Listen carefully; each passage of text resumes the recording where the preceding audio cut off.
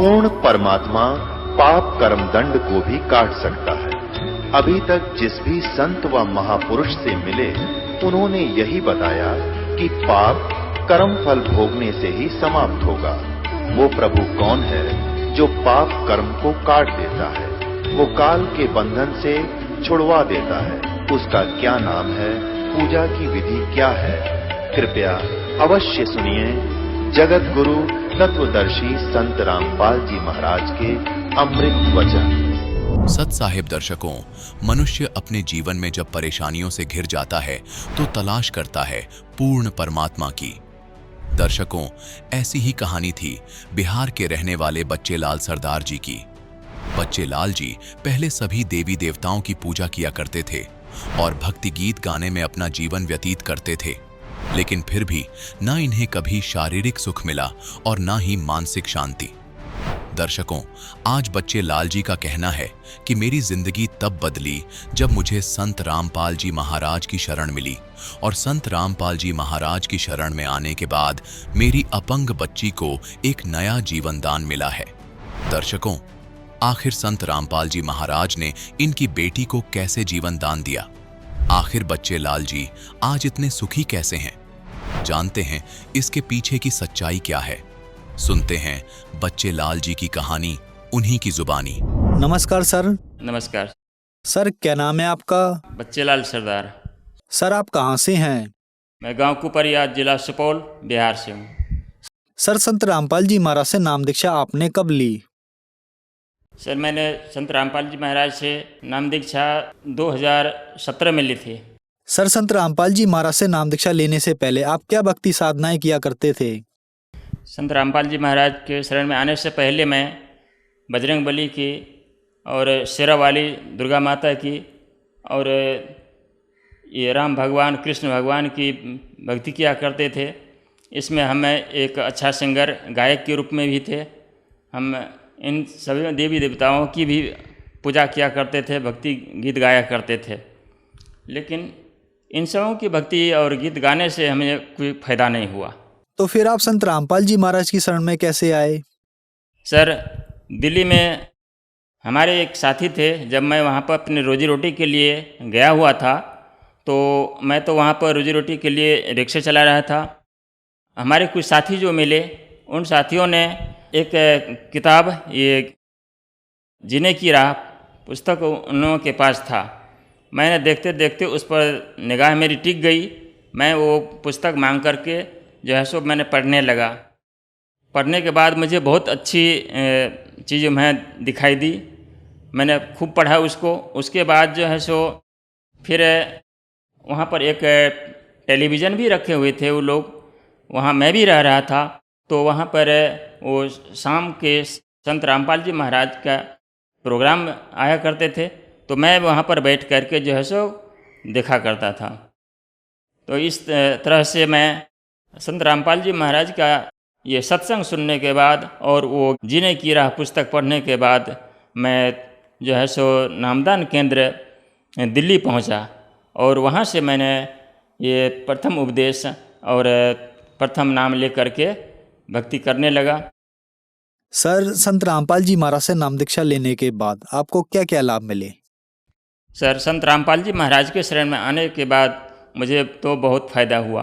पहला फ़ायदा ये है कि सबसे पहले तो मुझे ये आध्यात्मिक मुझे ज्ञान हुआ, और उसके बाद यह है सर कि मैं अपने रोजी रोटी के लिए जो वहाँ पर नित दिन कमाया करते थे, उससे मुझे कोई बरकत नहीं हुआ करता था। अंत में मैं वहाँ से छोड़ छाड़ करके जब मैं अपने बिहार आ गया, बिहार आने के बाद मुझे फ़ायदा ये हुआ कि वहाँ से आते ही जो है सो एक बिहार सरकार की योजना थी, ग्रामीण परिवहन योजना।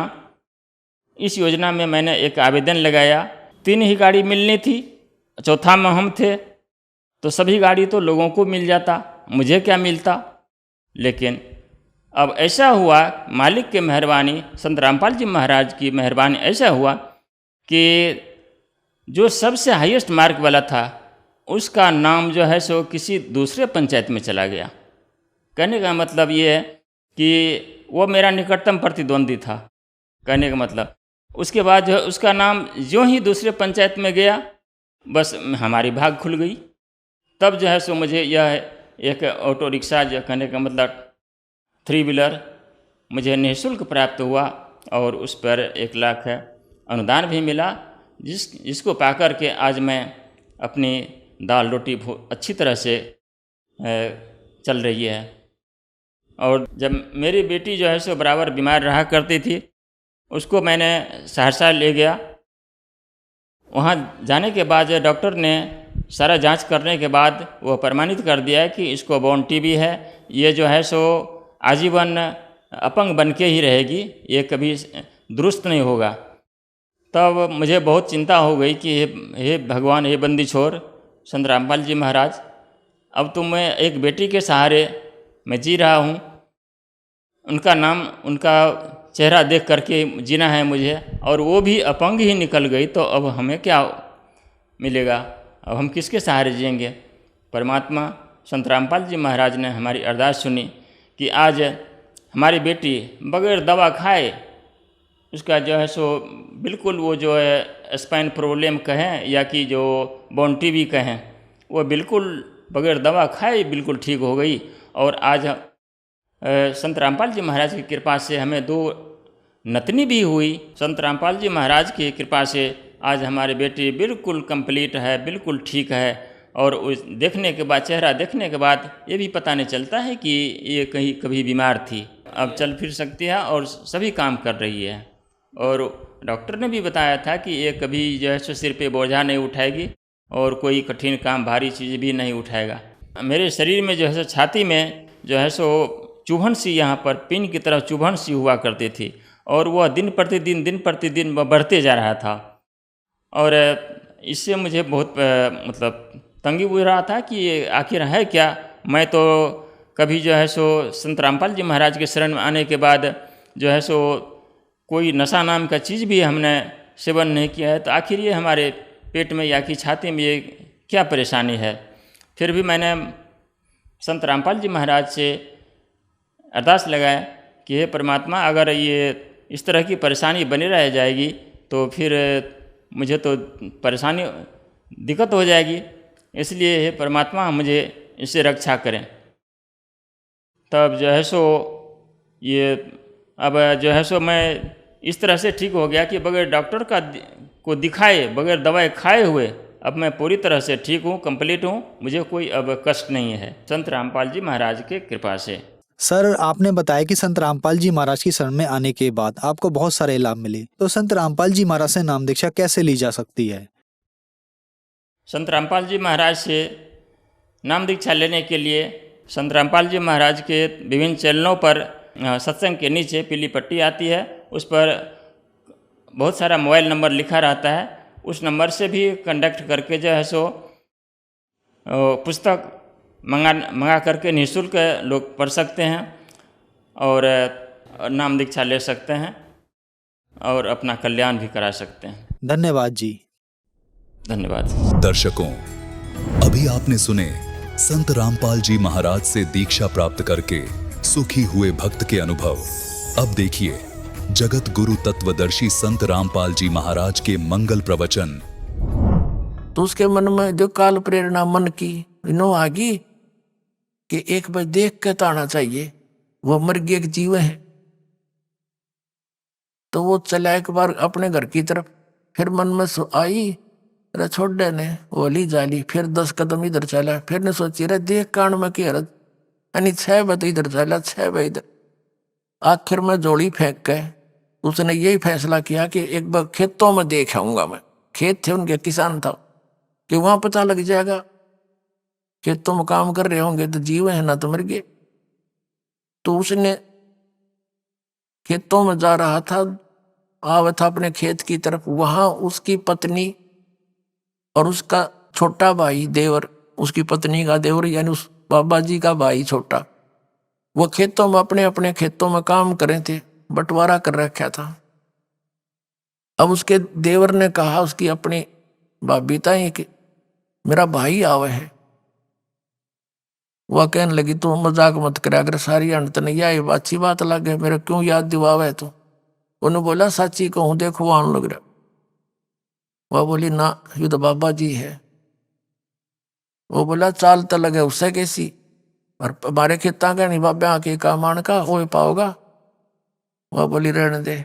वो कहने लगा देख तू मेरा थोड़ा सा, वो बोली आ भी गया तो फिर जाएगा। ने बोला राखते मैं दूंगा इसने, पर मेरा थोड़ा सा साथ दे दे तू।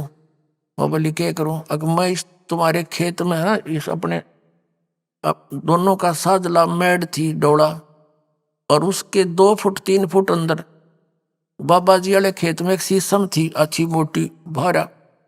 ने बोला मैं इसने कवाड़ियत काटूंगा, और तू शोर मचा दिए।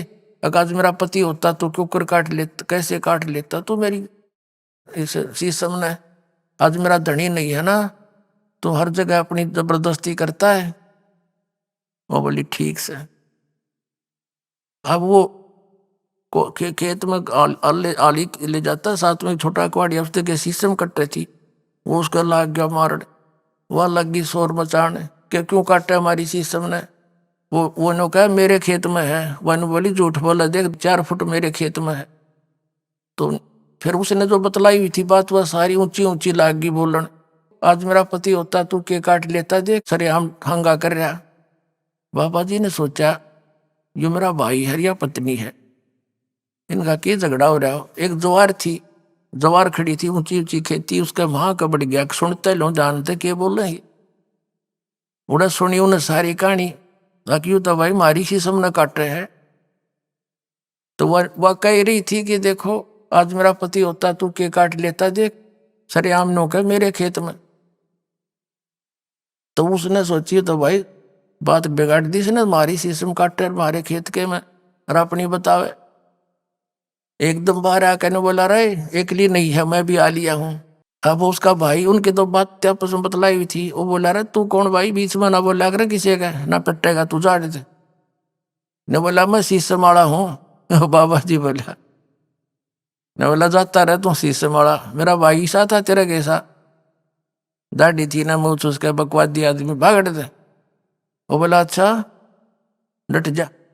उड़ा खेतों में कोई नाई आ रहा था किसी के बाल काटने, उसके पास गया। ने बोला रे मेरी दाढ़ी मुझ काट फटाफट, अरे बाल काटे। बोला के बात, बोला फलाना और मेरा भाई मन पहचानता कोई ना, और हमारे शीशम काटने लग रहा है। नाई ने कर दिया काम, जब मशीन फेर दी। आके ने बोला देख ओए हूँ। ने बोला आइए रे मेरा भाई, सीने का लगा लिया छोटे भाई ने। बोला संभाल तेरी शीशम ने।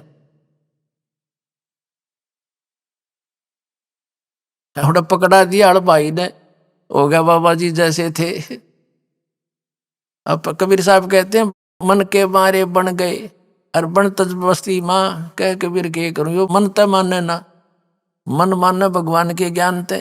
अब यू बकवाद करके दिखाइए यो मन, ऐसा ज्ञान दे देंगे कहीं रही हो वहां भगवान साथ साथ चलेगा। अब क्या बताते हैं, एक नारी त्याग दीनी 5 नारी गैल वे। वह मोह ममता नो की नो नारी गेल अंडे थी, वह खींच लाई उल्टी है उसने। तो परमात्मा कहते हैं इनको तू यहीं घर पर रह के त्याग। आत्मा जब इस चीज ने मान लेगी तो फिर कितने रहे तू, ये संसार के बारे में इस ज्ञान से पता लग जाएगा।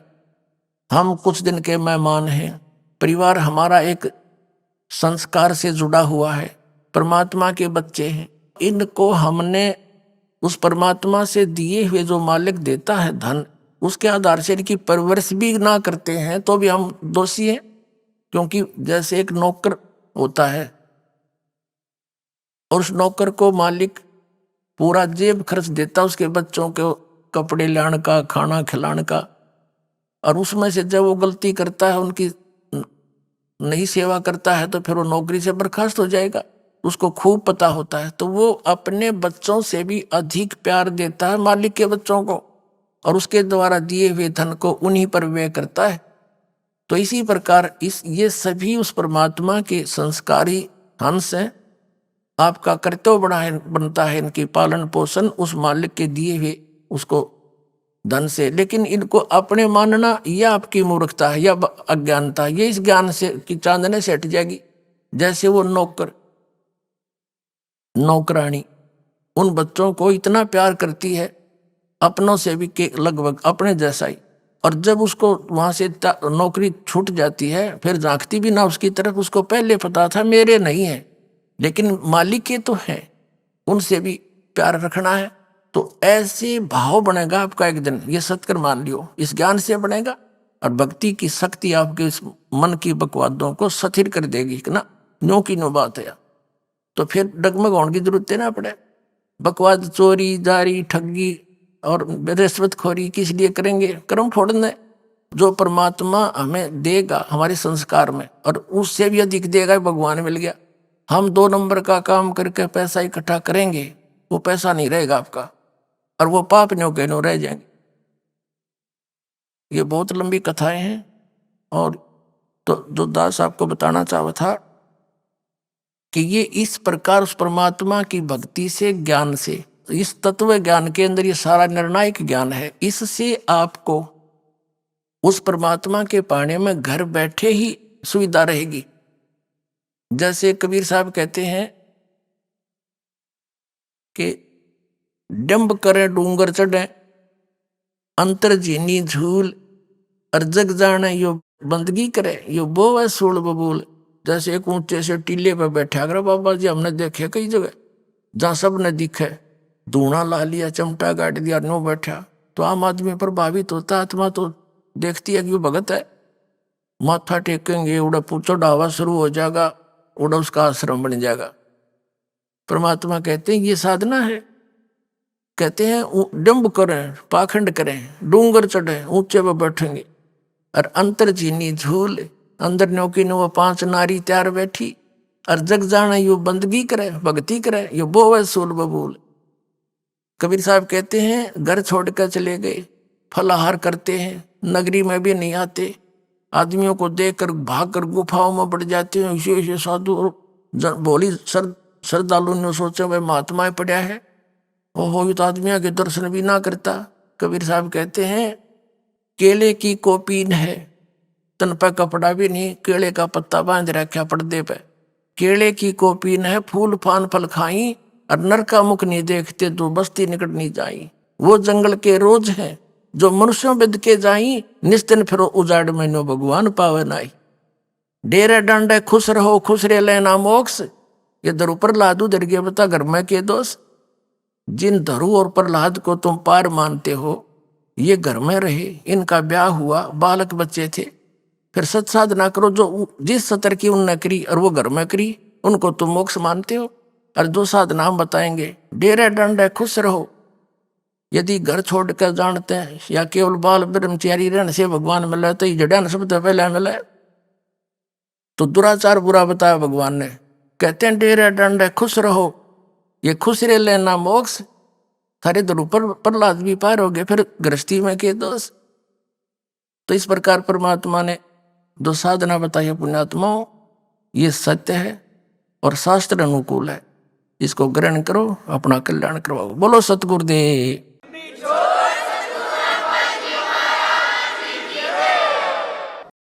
परम पिता परमात्मा पूर्ण ब्रह्म सर्व सृष्टि रचनहार कबीर परमेश्वर जी की असीम रजा से आप सभी पुण्यात्मा ये सत्संग सुनने के लिए उपस्थित हुए। सौभाग्य आपका, परमेश्वर ने आपको इतना समय परमात्मा की चर्चा सुनने के लिए दिया।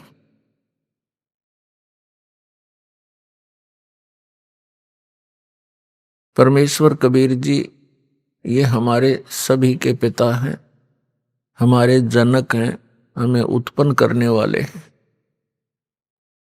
और हम यहाँ आगे इस काल के जाल में, काल के लोक में हमसे बड़ी भारी भूल बनी, और अपने किए का दंड आज तक हम भोग रहे हैं। अपने पैर पे हमने स्वयं कुहाड़ा मार रखा है। अब वो दयालु परमात्मा हमारे लिए भटक रहे हैं, यहां आते हैं, अपना ज्ञान कराना चाहते हैं, हमें ये बताना चाहते हैं कि आप यहाँ के वासी नहीं हो, ये लोग ठीक नहीं है, यहाँ आप स्थायी नहीं हो। लेकिन आप जी ने इसका कोई विकल्प नजर आया नहीं। आप जी ने इसी व्यवस्था को अंतिम मान के, इसी की अपनी मर्यादा बना के और यहाँ जन्मते मरते रहते हो, कष्ट पे कष्ट उठाते रहते हो। और कोई भी व्यक्ति नहीं चाहता मैं दुखी हूं, कोई नहीं चाहता मेरी मृत्यु हो, कोई नहीं चाहता मैं वृद्ध हूं, और सारा कुछ हो रहा है। हम देख भी रहे हैं कि सभी वृद्ध हो रहे हैं, सबकी मृत्यु हो रही है और कष्ट भी हो रही है, और फिर भी हम ये सोचते हैं हमें नहीं होने चाहिए। ये अच्छे से नहीं लगते। वृद्धावस्था सबसे बड़ा कहर है इस प्राणी के ऊपर। और जो परमात्मा कबीर जी की शरण में आ जाते हैं इस दयालु भगवान की भक्ति से, इनको बहुत सारा मिलता है। वृद्धावस्था में शरीर में रोग कम होते हैं और परमात्मा की भक्ति के सहारे इनका शरीर ठीक चलता रहता है। और जो परमात्मा कबीर जी की शरण में नहीं आते हैं वो वृद्धावस्था के अंदर एक महान कष्ट को भोगते हैं। हम रोगी हो जाएं तो भी हम स्वीकार कर रहे हैं, और वृद्ध हो जाएं तो भी हम कोई दिक्कत नहीं। लेकिन जब मृत्यु का टाइम आता है, मृत्यु का नंबर आता है, तब हमें अच्छा नहीं लगता। क्योंकि मुश्किल से सारा जीवन लग के तो एक परिवार बनाया, फिर एक घर बनाया, करीब चालन की तैयारी होगी। बताइए कोई सांग होया? ये क्या व्यवस्था, खा के ये व्यवस्था, और ये पता ये कंपलसरी होगा। तो इसका कारण क्या है? हम चाहे कितने दुखी हैं, मृत्यु नहीं चाहते। क्यों नहीं चाहते? क्योंकि ये कोई बढ़िया बात थोड़ी है, सारा जीवन ये जोड़ जाड़ कर बनावा सेटिंग सी करें, इतना मृत्यु हो जाती है। क्यों नहीं चाहते? क्योंकि हम ऐसे लोक से आए हैं जहां मृत्यु नहीं होती थी, जहां वृद्धावस्था नहीं होती थी, जहां पर हमारी बॉडी में कोई रोग नहीं होता था।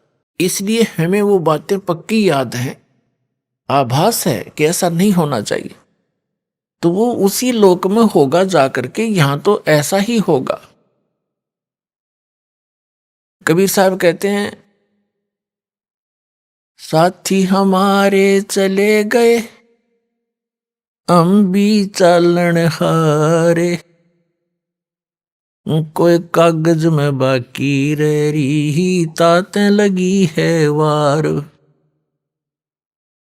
मरने वाले मर गए, शेष बच्चे ये सोचते हैं कि हमारा अभी नंबर नहीं आएगा, हम अभी नहीं मरेंगे। परमात्मा कहते हैं ये तो कोई कागज में शेष रह रही है तुम्हारी आयु, जिस दिन वो कागज पूरा होगा, एक सेकंड ना लागे, जैसे वो गया ऐसे तुम भी जाओगे। एक बार पांचों पांडव, महाभारत का जिक्र है, वन में 12 वर्ष का वनवास काट रहे थे।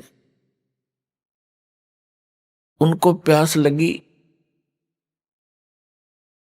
तो उन पांचों में से सबसे छोटे ने ऊपर चढ़कर वृक्ष पर इधर उधर देखा। उसको थोड़ी सी दूरी पर एक तालाब नजर आया। तालाब ही वहां पर जल स्रोत होते थे पीने, नहाने, धोने के उस समय में। तो नकुल सबसे पहले उस तालाब पर जल लेने के लिए पात्र लेकर गया। वहां आकाशवाणी हुई कि पहले मेरे प्रश्नों का उत्तर दे, फिर जल लेना। नकुल ने इधर उधर देखा, कोई दिखाई दिया नहीं। उसने जल भरना चाहा, वो वहीं पर मृत्यु को प्राप्त हो गया। कुछ देर इंतजार करके दूसरा गया, उसने देखा भाई तो मरा पड़ा है, प्यास से मर गया। उसने सोचा जल पानी ले चलता हूं, उन शेष का तो जीवन बचाऊं, वो भी बहुत प्यासे हैं। आकाशवाणी उसी प्रकार हुई कि पहले मेरे प्रश्नों का उत्तर दे, पीछे जल लेना। उसने भी अनदेखा करना चाहा, वो भी मृत्यु को प्राप्त हो गया। ऐसे ऐसे 4 मृत्यु को प्राप्त हो गए। 5वां जब युधिष्ठिर स्वयं गया कि भाई आए नहीं, क्या बात है, देखूं जा करके, उसने देखा सब मृत्यु को प्राप्त है। उसने सोचा ये तो प्यास से मर गए, मरूंगा मैं भी, जल तो पी लूं, ये शोक तो हो ही गया। उसने भी पात्र उठाने की चेष्टा की जल के लिए, तभी आकाशवाणी हुई कि मेरे प्रश्नों का उत्तर दे, बाद में जल लेना, नहीं तो तेरे भाइयों जैसी हालत तेरी हो जाएगी, और यदि तो मेरे प्रश्नों का उत्तर दे देगा, तेरे भाइयों को भी जीवित कर दूंगा। युधिष्ठिर ने कहा कि बोल कौन है तू, कहां दिखाई तो दे नहीं रहा। तो उनमें से एक प्रश्न था कि इस संसार में सबसे बड़ा आश्चर्य क्या है। युधिष्ठिर ने उत्तर दिया कि सबसे बड़ा आश्चर्य है कि हम प्रतिदिन सबको मरते देखते हैं, लेकिन अपने मरने की चिंता कभी नहीं करते। तो कहने का भाव यह है पुण्यात्माओं, और मर जाओ सारे, पर आप जीवित रहे बस ठीक से। और वो भी तो यही सोच रहे थे, ठीक है फलाना मर गया कोई बात नहीं, उसको ये हो गया था, वो हो गया था, अटकलबाजी सी, और चलो। तो पुण्यात्माओं, परमात्मा यहां याद दिलाना चाहते हैं, जिस लोक में तुम रह रही हो लोक ठीक नहीं है। अभी तक आपके पास कोई विकल्प नहीं था, आपको पता भी नहीं था कि इसका कोई समाधान भी है। अब तो कति कंप्लीट कोर्स है और पूरा समाधान है, और बहुत ही आसान है। ये सबसे आसान काम था और सबसे जटिल बना दिया इन अज्ञानी संतों, महंतों, आचार्यों और शंकराचार्यों, काजी और मुल्लाओं ने, सबके धर्म गुरुओं ने, तत्व ज्ञान से अपरिचित होने के कारण। कोई हट कर रहा है, एक पैर पे खड़ा होकर, कोई किसी प्रकार, कोई कुछ नाम जाप कर रहा है, कोई किसी प्रकार की क्रिया करके अपना मोक्ष मानता है। ये सबसे आसान काम है मोक्ष का, लेकिन हमें मार्ग मिले, सही दिशा ठीक मिल जाए। और अब दिशा ठीक मिल गई। जिस भी महापुरुष को परमात्मा प्राप्ति हुई है, परमात्मा ने ही आकर यथार्थ ज्ञान दिया उनको।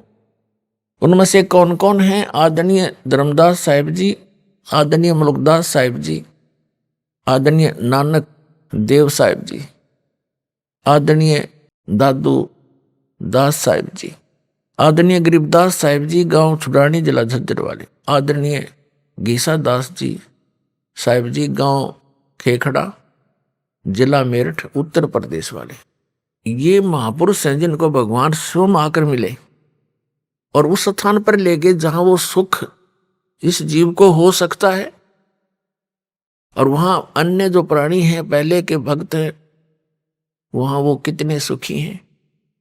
वहां कभी वृद्धावस्था नहीं होती, कभी मरते नहीं, किसी चीज का अभाव नहीं, ऐसा सुंदर शरीर है उनका, उसमें कोई रोग नहीं।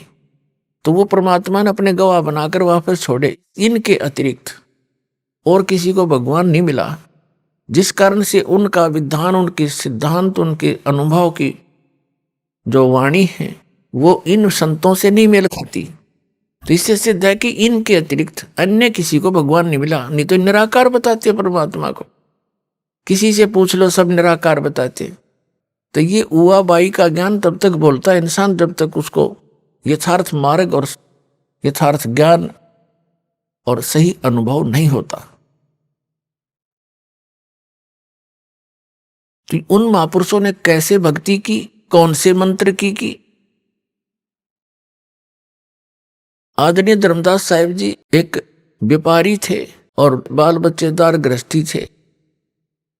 भक्ति करी, साधारण सा मंत्र है, सिंपल वे से इसकी साधना करनी है, बिल्कुल साधारण सी भक्ति है। चलते फिरते उठते बैठते काम करते करते, जब भी पहले मानसिक कार्य नहीं होते थे, आजकल तो जैसे कार्यालयों में काम करते हैं, मानसिक कार्य ज्यादा बढ़ा दिए काल ने।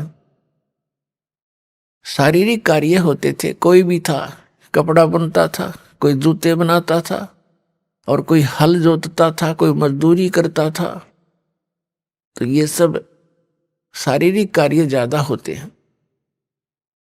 तो उसमें चलते फिरते उठते बैठते उस परमात्मा का नाम का सिमरन करना है। बस नाम उठत नाम बैठत नाम सोवत जागबे, नाम खाते नाम पीते नाम सेती लागबे।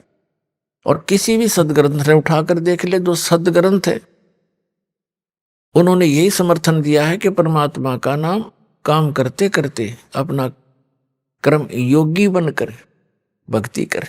और काम छोड़कर बैठ गया तो तेरा निर्वाह कैसे होगा, गीता में यहां तक कहा है। तो अब वो मार्ग आपको मिल गया है, इसको स्वीकार करो और कल्याण करा लो, बहुत आसानी से बनेगी बात।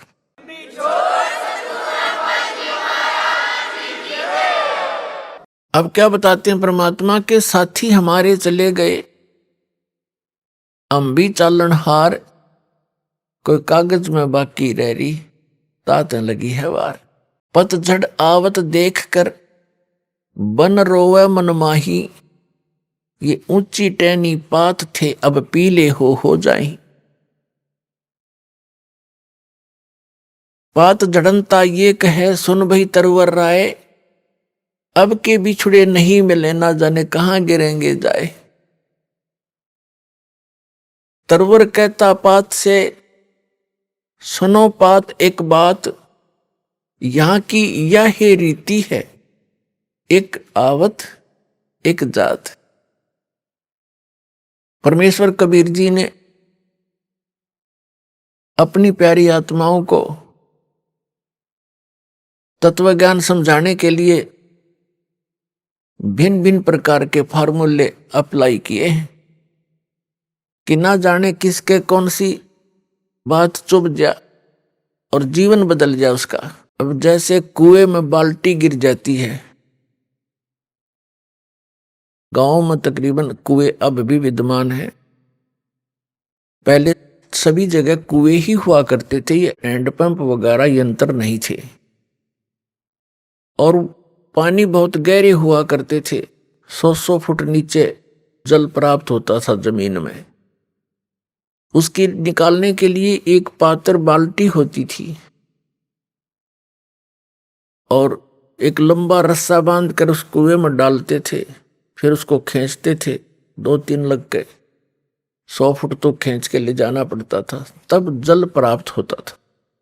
और कभी वो रस्सी टूट कर बाल्टी कुएं में गिर जाती थी, उसको निकालने के लिए क्या फार्मूले अपना रखे थे कि 15, 16, 20 हुक इकट्ठे बांध कर उल्टे सुलटे नो करके ऐसे करके उनको रस्सी से बांधकर गुच्छा सा बनाकर और कुएं में डाला जाता था और ऐसे घुमाते थे, तो वो बाल्टी एक हुक में उलझ जाती थी, उसको बाहर खींच लेते। वैसे तो एक हुक भी पर्याप्त था उसको निकालने के लिए, लेकिन ज्यादा इसलिए डाले जाते हैं कि एक तो इधर उधर घूम जावे, ना लगे उसके कितने फटना हुआ, उड़ जाए नहीं। और 20-22 ऐसे डाल दिए, कोई से मत उड़ जाएगी वह, तो पुण्यात्माओं उलझिर वो बाहर आई। तो यहां हम काल के कुएं में पड़े हैं। परमात्मा ने इतना ज्ञान बोला है, ऐसे वचन बोले हैं, ना जाने किस आत्मा को और कौन सा वचन खटक गया, उसी से उद्धार हो गया, उलझ गया उसमें, वो उलझ गया तो निकल गया। तो क्या बताते हैं, जब पतझड़ आते हैं, बसंत ऋतु प्रारंभ होती है, कहते हैं सभी वृक्षों के पत्ते पीले होकर गिर जाते हैं। तो उस समय ये का वर्णन बताते हैं, हमारे ऊपर लागू करके बताते हैं कि जैसे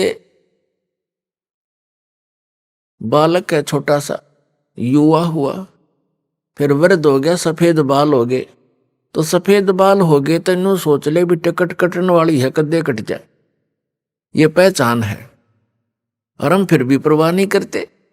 परमात्मा कहते हैं कि वो पतझड़ आवत देख के और बन रोवे मन माही, ऊंची टहनी पात थे वो अब पीले हो जाएं, नीचे गिर लग रहे पीले होकर। तो फिर क्या बताते हैं, पात जड़नता ये कहे सुन भई तरवर राय, अब के बिछुड़े नहीं मिले ना जाने कहां गिरेंगे जाए। एक पत्ता टूटता हुआ मानो ये कह रहा हो कि हे तरवर राज, हे वृक्ष राजा,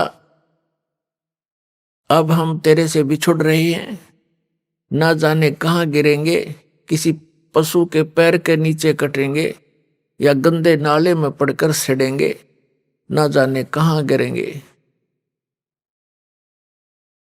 अब तरवर जैसे वृक्ष कह रहा हो उस पत्ते को, तरवर कहता पात से सुनो पात एक बात, यहां की यह है रीति है, एक आवत एक जात। जैसे पत्ते झड़ गए पतझड़ के दौरान, तुरंत ही छोटी छोटी कोपल फूट आती है उस वृक्ष पे, और 10 दिन 20 दिन महीने के बाद फिर वो हरा भरा हो जाता है। और जो पहले ऐसे ही फूटे थे, पत्ते बन गए थे, एक वर्ष उन्होंने फड़फड़ कर लिया और एक पीले होकर टूट के वो भी अब विनाश को प्राप्त हुए। ऐसे ही वो टूट कर गिरे, छोटे छोटे पत्ते फिर फूट आए कोपल, और वो भी पत्ते बन जाएंगे, एक वर्ष के बाद वो भी ऐसे ही विनाश को प्राप्त हो जाएंगे।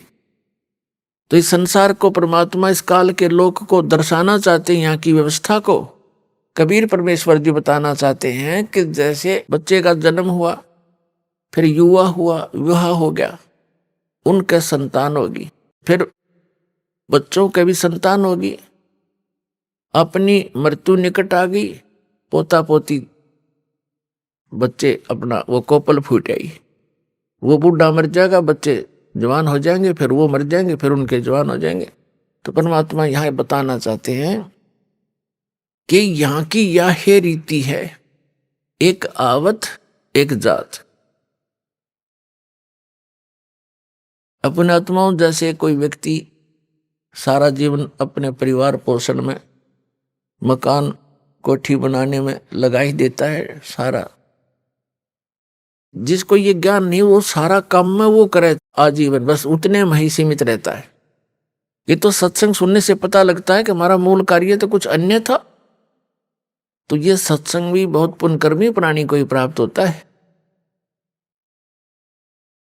तो क्या बताते हैं कि वो व्यक्ति जो अपने मकान बनाने में, बच्चों का पालन पोषण करने में और बड़ी उनके बीच में प्यार से रह रहा था, सारा जीवन लगा दिया, और फिर मृत्यु की निकट आ गई, कोई रोग हो गया, ऐसा दे रोग हो गया, परिवार को भी पता लग गया कि इसकी मृत्यु निश्चित है, और स्वयं को भी ज्ञान हो गया। तो फिर वो रह कर सोचता है, भगवान अब क्या होगा मेरा। तो अन्य व्यक्ति मिलने आते हैं, कुल के व्यक्ति, नाती, तब उसको समझाने की चेष्टा करते हैं, भाई या तो एक दिन सब नहीं जाना है, आपका समय ही इतना था, चिंता ना करना, कि तो यहां सबके साथ ऐसे ही बनता है। तो कहने का भाव ये है कि ऐसे ही जैसे वो पत्ता टूटता हुआ कह रहा हो, पात जड़नता ये कहे सुन भई तरवर राय, अब के बिछुड़े नहीं मिले, फिर नहीं मिलेंगे, ना जाने कहां गिरेंगे जाए। तरवर कहता पात से सुनो पात एक बात, यहाँ की तो यह रीति है, एक आवे एक जात। तो ऐसे स्थान पर आप कितने निर्भय होकर रह रहे हो, और क्या क्या बकवादें करते हो सारे जीवन में, बगैर ज्ञान के कुबद की जाती है। जिस इंसान को ये पता लग गया तेरी मृत्यु निकट है, वो करके दिखाओ नाचा गाई, और करो बकवाद एक करके दिखाओ, उसका मन नहीं मान सकता। तो हम इतने अबोध हैं या इतनी भांग पी रखी है इस काल के, इस माया की, कि हमने वो दिखाइए ना देता, को बताना चाह उसका असर हमारा होता नहीं। अब जैसे महापुरुषों के पास जाते हैं, उनका चेहरा भले ही वो अंदर से खुश होते हैं लेकिन ऊपर से वो मायूस दिखाई देते हैं। आदरणीय नानक देव साहिब जी के पास कुछ भक्त गए जाते रहते थे, कुछ नए नए भी जाते हैं, तो वो देखते हैं कि हमने तो साधु संतों के चेहरे बड़े खिले हुए लाल लाल देखे, उनके देखे जो पेट भर थे, ऊपर से दिखे साधु, उनको ज्ञान था ही नहीं। अच्छी खावे काजू किशमिश मेवार पेलन डंड की 2 किलो पीवे दूध इकट्ठे, उनके तो आप लाल चेहरे होंगे, वो तो काल के पशु है। और जो संत है उन्हें तो टाइम पास करना मुश्किल हो जाता है यहाँ पर, जब ज्ञान हो जाएगा। तो नए नए भक्त जाते थे, वो पूछते हैं कि महाराज जी आप हमें कभी खुश नजर नहीं आए, आप ऐसे रहते हो जैसे आपका कोई चीज गुम होगी हो, मायूस रहते हैं। तो नानक जी ने कहा कि ना जाने काल की कर डारे और किस विध डल जा पासावे, और जिन्हां ते सरते मौत खुड़क दी उन्हां नू केड़ा हासा। अभी आपने सुने संत रामपाल जी महाराज के मंगल प्रवचन।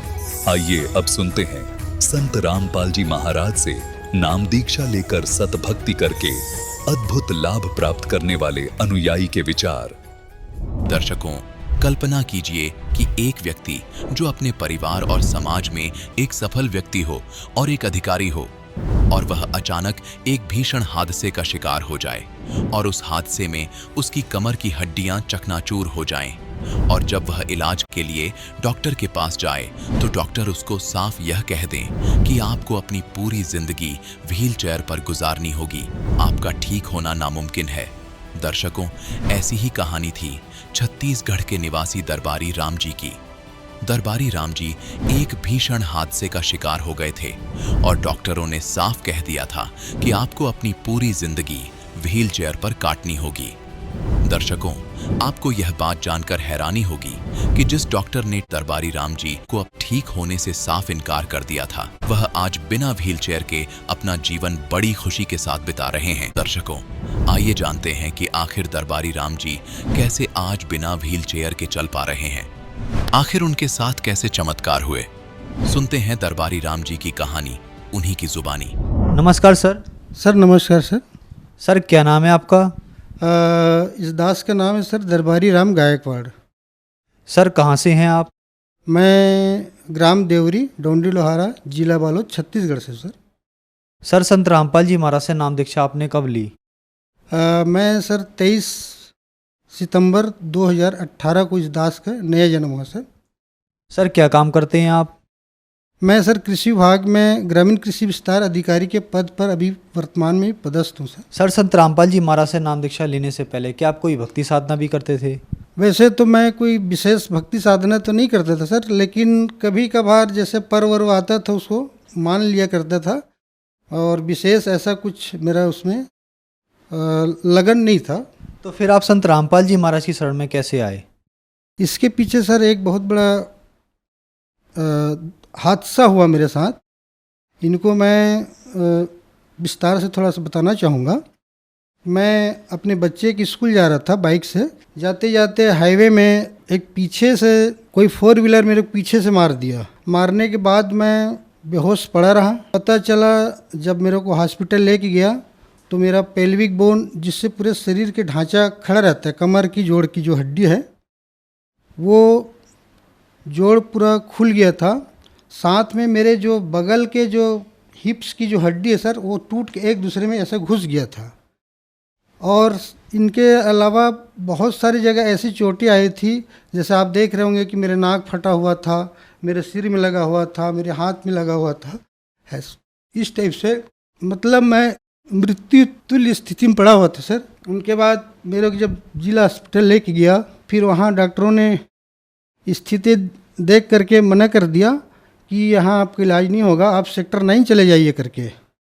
तो सेक्टर 9 जब लेके गए तो वहाँ सेक्टर 9 में भी उन्होंने मना करके स्पर्श हॉस्पिटल के लिए रिफ़र कर दिया गया, और स्पर्श हॉस्पिटल वालों ने मेरे को एडमिट किया, 5 दिन रखा। 5 दिन रखने के बाद मेरा किसी भी तरीके से कोई इलाज नहीं कर पाया जिस टाइप से होना चाहिए।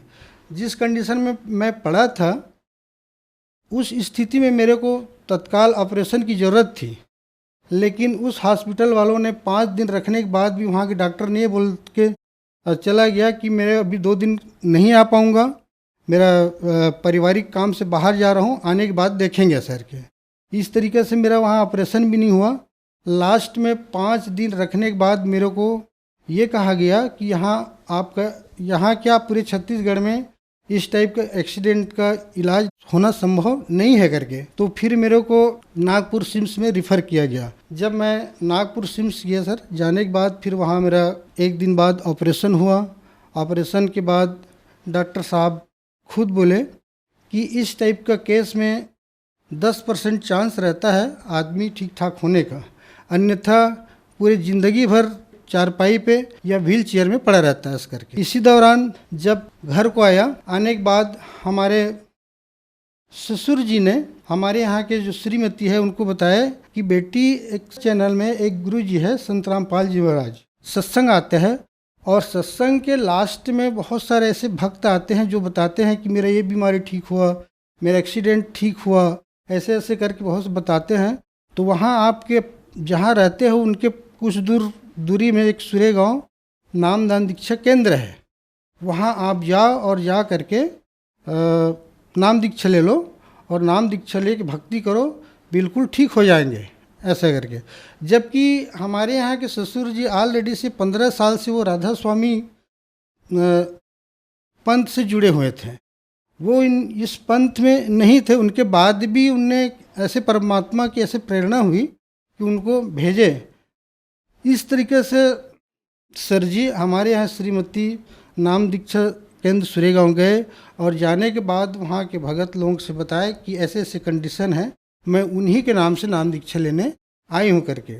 नाम दीक्षा ले करके आए, और आ करके जब घर में भक्ति मर्यादा नियम बताए अनुसार भक्ति मर्यादा शुरू किए, तो जैसे जैसे पत्नी जी ने जैसे जैसे नाम जाप करना शुरू किए मर्यादा में रह कर, तब तक तो मैं भगत जी बिस्तर में पड़ा रहा, ना इधर करवट ले पाता था, न इधर करवट ले पाता था, न बैठ सकता था, न उठ सकता था।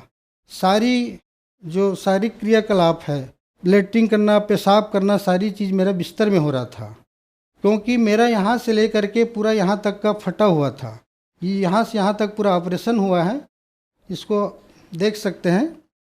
तो ऐसी स्थिति था। इसी स्थिति में मेरे को वहाँ हमारे पत्नी जी ने वहाँ से पुस्तक लाए थे, जीने की राह और ज्ञान गंगा।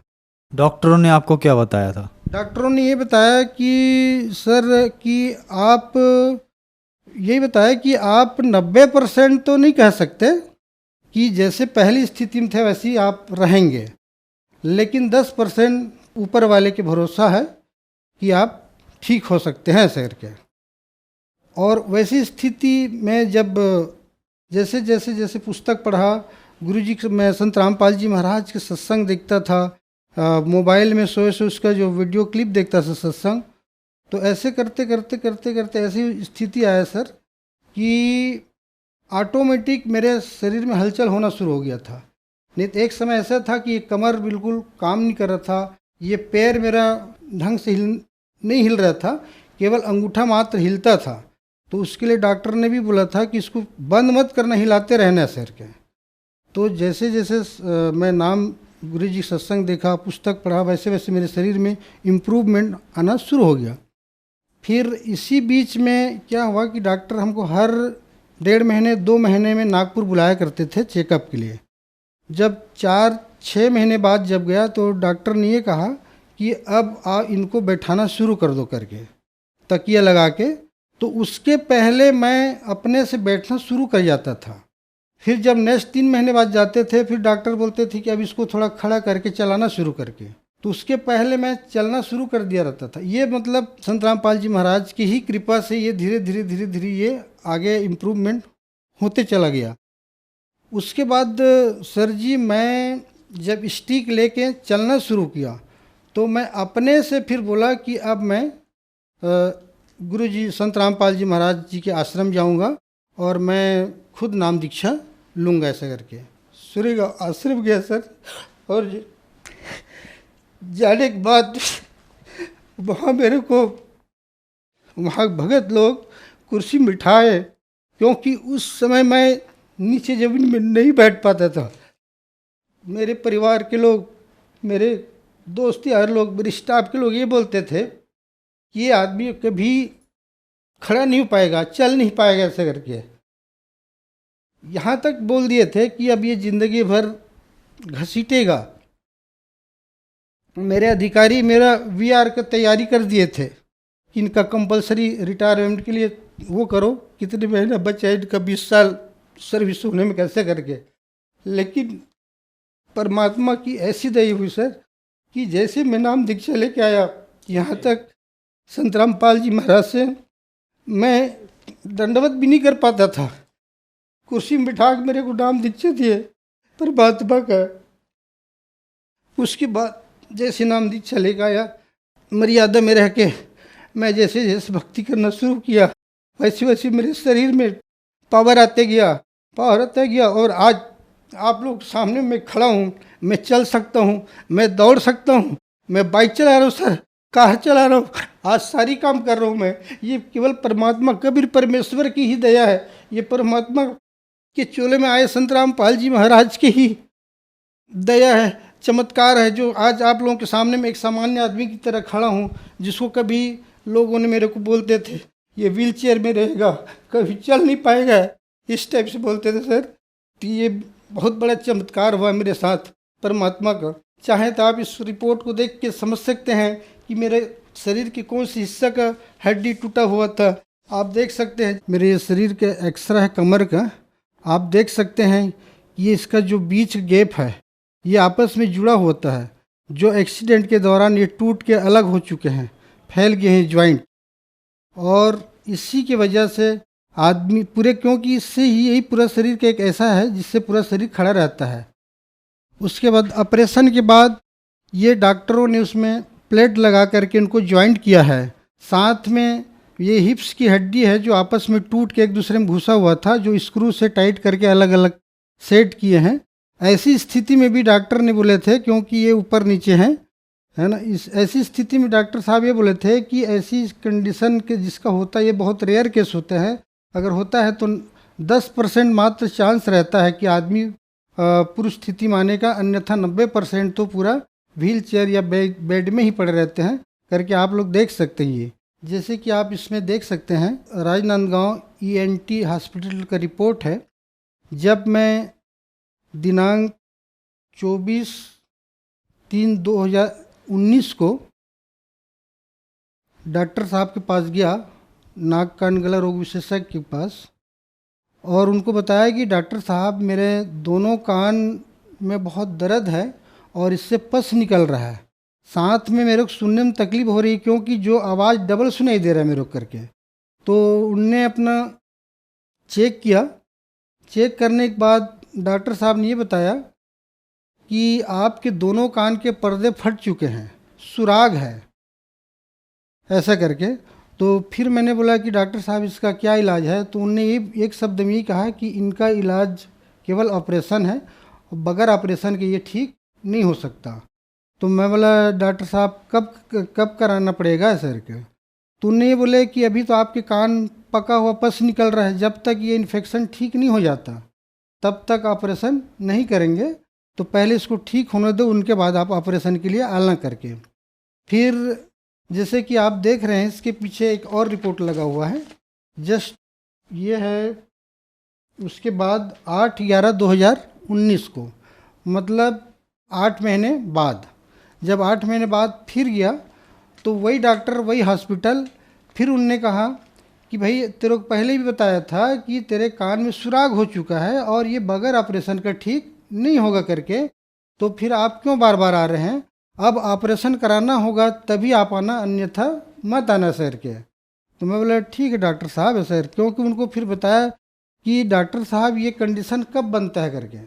तो उनने ये बताया कि इनका 3 वजह होता है। एक तो एक्सीडेंट होता है तब, दूसरी चीज़ यदि कोई भयंकर आवाज़ आपके कान के पास सुना दे तब, तीसरी चीज़ यदि कोई आपके कानों के पास जोर से थप्पड़ लगाए तब। ये तीनों स्थिति में इस टाइप का घटना होता है करके। इन 3 स्थिति में से कोई भी एक स्थिति होने पर ये आपके कान में सुराग होता है इस टाइप का, और इनका इलाज केवल मात्र ऑपरेशन है। और ये ऑपरेशन आपको एक एक करके कराना पड़ेगा, जिसमें 60 से 65 हज़ार रुपये आपको खर्चा आएंगे करके। तो मैं बोला ठीक है डॉक्टर साहब करके वहाँ से मैं निकल आया।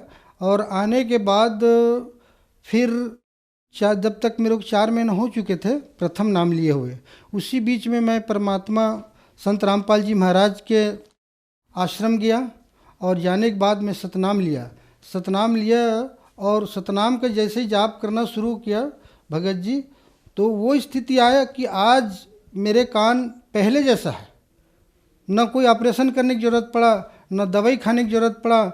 चाहे तो आप देख सकते हैं, ये सबसे बड़ी चमत्कार ये है कि बगैर ऑपरेशन बगैर दवाई के आज मेरे दोनों कान बिल्कुल स्वस्थ हैं। आज तक न मैं ऑपरेशन कराया हूँ, न मैं दवाई खाया हूँ, न उस डॉक्टर के पास गया हूँ आज, फिर भी मैं बिल्कुल, मेरे दोनों कान में कोई प्रॉब्लम नहीं है, सब ठीक ठाक है। तो ये सबसे बड़ी चमत्कार है भगत जी। वैसे चमत्कार तो बहुत सारे होते रहते हैं, हर रोज़ चमत्कार होते हैं, ये मालिक की कृपा है, ऐसे चमत्कार होते हैं सर। और ऐसी बहुत सारे ऐसे चमत्कार होते रहते हैं कि जिसको मैं कितना भी बताऊं, कितना भी गिनाऊं, कमी रहता है। सर जैसे कि आज भक्त समाज के सामने एक बहुत बड़ा सवाल है, आपका बहुत बड़ा एक्सीडेंट हुआ, डॉक्टर ने भी आपसे ये कह दिया कि आप 90% ठीक नहीं हो सकते, 10% भी भगवान की मर्जी है, अगर वो कृपा करेंगे तो आप ठीक हो जाओगे। संत रामपाल जी महाराज से नाम दीक्षा ली और आप ठीक हो गए। सर ऐसा क्यों है, लोग तीर्थ स्थानों पर जाते हैं, देवी देवताओं के पास जाते हैं और वो ठीक नहीं हो पाते, लेकिन संत रामपाल जी महाराज बड़ी से बड़ी बीमारियां ठीक कर रहे हैं, तो इसके पीछे क्या लॉजिक है, कैसे कर पा रहे हैं संत रामपाल जी महाराज? ये संत रामपाल जी महाराज जो है कबीर परमेश्वर के चोला में आए हुए हैं और ये एक तत्वदर्शी संत है। क्योंकि संत रामपाल जी महाराज जो आज शास्त्र अनुकूल ज्ञान दे रहे हैं, एक एक चीज़ को खोल खोल के जो बता रहे हैं, जो प्रमाणित ज्ञान है। जैसे कि आप वेदों में देखेंगे तो वेदों में स्पष्ट लिखा है कि यदि कोई घोर से घोर, गंभीर से गंभीर बीमारी में हो, मरना आसन में भी पड़ा हो, तो भी मैं उनको स्वस्थ करके 100 साल का आयु दे सकता हूँ। ये ऑलरेडी वेदों में प्रमाणित है और यही प्रमाणित ज्ञान को हमारे संत रामपाल जी महाराज ने खोल खोल के दिखा रहे सर। और ये शास्त्र अनुकूल भक्ति से ही संभव है, न कि मंदिर मस्जिद जाने से, क्योंकि वो अनुपासना है, वो सही भक्ति विधि नहीं है। सही भक्ति विधि तो हमारे सदगुरु रामपाल जी बता रहे हैं, जिससे हजारों लाखों और करोड़ों लोग ठीक हो रहे हैं और अधिकांश लोग तो इन्हीं समस्या का समाधान के लिए आते सर जी। संत रामपाल जी महाराज से नाम दीक्षा कैसे ली जा सकती है? संत रामपाल जी महाराज जी से नाम दीक्षा लेने का एक बहुत ही आसान तरीका है। जैसे कि आप देख रहे हैं इस चैनल में संत रामपाल जी महाराज के सत्संग आता है, उस सत्संग में नीचे पीली पट्टी चलती है, उसमें बहुत सारे नंबर दिए हुए हैं। इस नंबर से आप कॉल कर सकते हैं। कॉल करने पर आपके जो नज़दीकी नामदान केंद्र है वहां आपको बता दिया जाएगा और आप वहां जा करके आसानी से नाम उपदेश लेकर के अपना कल्याण करा सकते हैं। धन्यवाद सर।